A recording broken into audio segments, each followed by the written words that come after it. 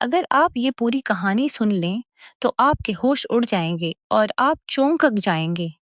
मैं 12वीं जमात में पढ़ता था, इसलिए मेरी उम्र 19 साल की थी। मैं अपनी क्लास का मॉनिटर था और मेरी क्लास टीचर का नाम बबीता था। मुझे उनसे एक खास लगाव हो गया था। जब भी मैं उन्हें साड़ी में देखता, तो दिल में ऐसा होता जैसे कोई बादशाह महल के झूले पर बैठ गया हो।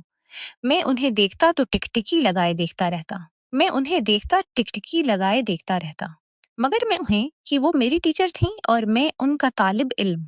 फिर भी मेरी कोशिशों से एक दिन ऐसा हुआ कि जब आप जानेंगे तो आप हैरान रह जाएंगे। जब मैं अपनी टीचर के घर गया, तो मुझे अपने ख्वाबों के महल में कदम रखने का मौका मिला। मेरा नाम छगन है। मैं 12वीं जमात में पढ़ता था और इसी वक्त से मुझे मैडम बबीता से लगाव हो गया था। वो एक खातून टीचर थीं और अपनी दिलकश कमर और भरपूर जिस्म की वजह से बहुत शानदार लगतीं। वो बहुत खूबसूरत थीं। मुख्तलिफ साड़ियों में उनकी खूबसूरती और भी निखर जाती थी। उन्होंने मुझे क्लास मॉनिटर बना दिया था, क्योंकि मैं उन्हें अच्छा लगता था और मैं होशियार भी था। इसलिए क्लास के सारे काम मुझे सौंप दिए जाते थे। उनके सीने बहुत भरपूर और भारी से लगते थे। ब्लैक बोर्ड साफ करना, अच्छे नोट्स लिखना, तलबा की कॉपियां जमा करना, ये सब मेरे जिम्मे था। एक दिन उन्होंने मुझे बुलाया और स्टाफ रूम में फाइलें दुरुस्त करने को कहा। इस दौरान उनकी एक किताब टेबल के नीचे गिर गई। मैं उसे उठाने झुका तो उनकी साड़ी उनके पाँव पर पड़ी हुई थी। वो पाँव कितने नाजुक और खूबसूरत थे। मैं सोचने लगा कि अगर पाँव इतने खूबसूरत हैं, तो आगे क्या होगा। इतने में मैडम बोले, क्या कर रहे हो, जल्दी से लाओ। मैं फौरन उठा और उनके काम में लग गया।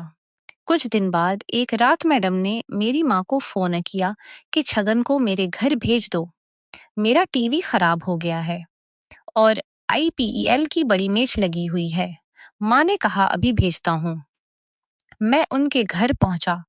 वो लहंगे और टी शर्ट में थीं और बहुत ही खूबसूरत लग रही थीं। मैं उन्हें देखता रह गया। साड़ी में अलग और नाइट ड्रेस में अलग ही दिलकशी थी।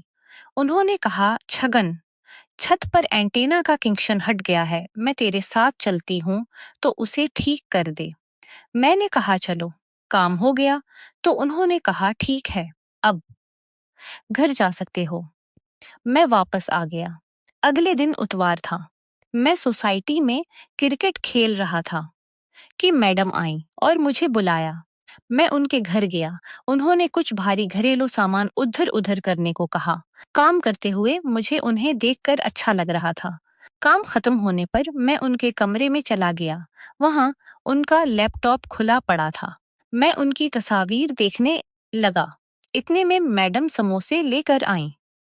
मैं उनकी तस्वीर लेकर आई। मैं उनके छोटे कवाली तस्वीर देख रहा था जो दिल को धड़का दे दी। मैं सोच रहा था कि इन तक पहुंचने के लिए क्या करूं कि मैडम आ गईं और लैपटॉप बंद करके बोले, किसी की जाती चीज बगैर पूछे नहीं देखनी चाहिए। फिर नाश्ता देकर बोले, तुम तो बड़े खतरनाक शैतान हो। मैं घर आ गया।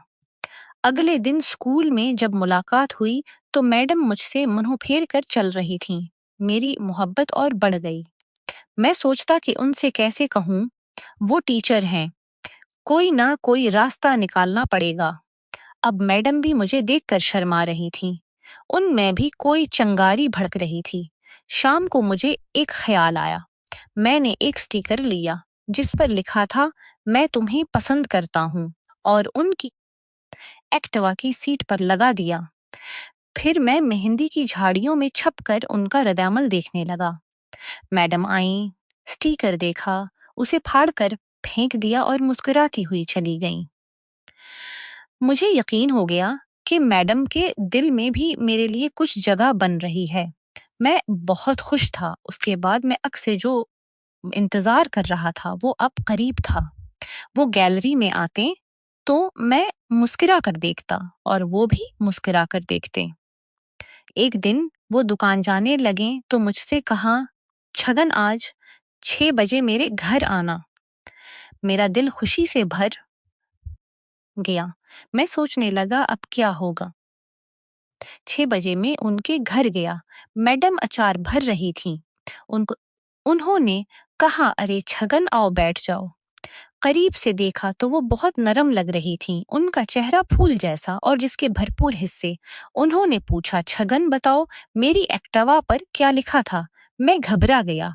उन्होंने मेरा कान पकड़कर मरोड़ा और कहा, क्या मुझसे प्यार करोगे?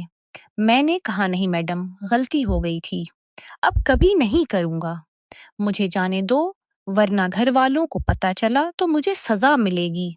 मैं आपको कभी तकलीफ नहीं दूंगा। बोल, डर क्यों रहे हो? मैं किसी से नहीं कहूंगी। जो तुम चाहते हो मैं तुम्हारी मदद करूंगी।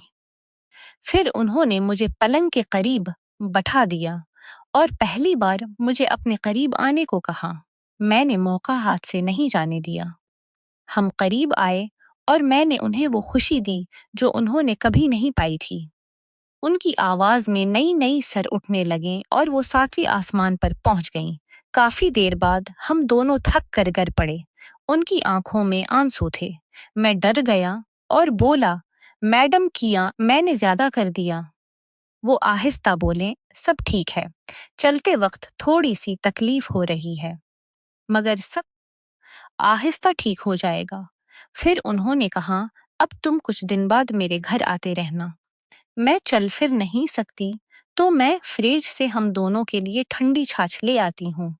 मैं दौड़कर छाछ ले आया और हमने साथ पी। आधा घंटा वहां रहा और फिर हमने दोबारा एक दूसरे को महसूस किया। इसके बाद मैं घर आ गया और मैडम के ख्याल में खो गया। आगे क्या हुआ ये जानने के लिए पार्ट 2 का इंतजार कीजिए और दूसरी किस्त देखने के लिए चैनल को सब्सक्राइब कर लीजिए।